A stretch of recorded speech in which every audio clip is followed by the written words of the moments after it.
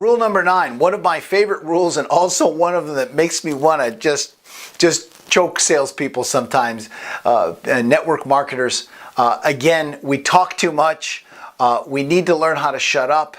And rule number 9 is when a person breathes, that you need to stop talking. Now, let's think about this for a second. First of all, in order for a person to physically speak, they have to take a breath before they can have words come out of their mouth. It's just the way our physiology is. You can't speak if you don't have breath inside your lungs. And so if you're really keying in on your prospects, really watching them, you'll notice that they start to breathe in when they get ready to say something.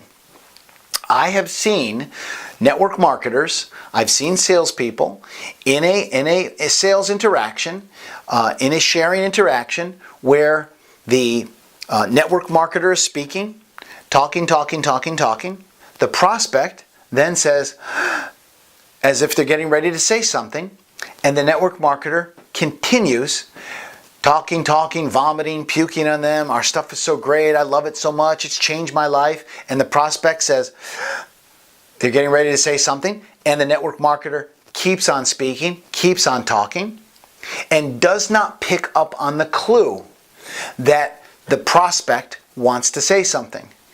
Let me tell you what they sometimes say. They sometimes say, I'll take it. They sometimes are breathing to say, I'm sold. Can we get it? Sometimes the network marketer will talk themselves out of recruiting the person or selling the person because they keep talking over that person who is trying to say something very important. I've also had prospects ask very important questions at that point. So here's the rule. When a prospect, I say when a person or a prospect breathes, when you see them go, I want you to immediately cut yourself off and let them speak. I'll even use an audit. It's not an auditory clue. I'll actually use a visual.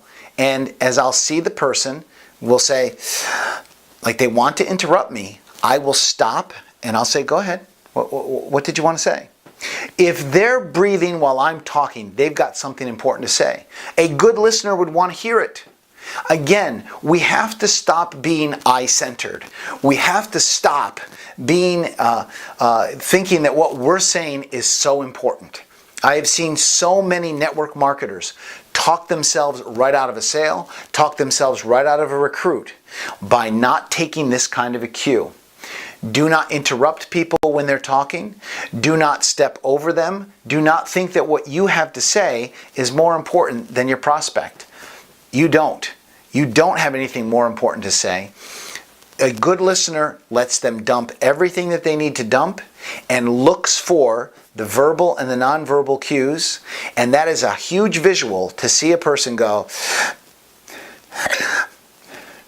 getting ready to say something. I'm exaggerating it. I'm sure it looks kind of weird, but that's how people speak, and that's how they get ready to tell you something. So if a person breathes, you want to cut yourself off and say, go ahead.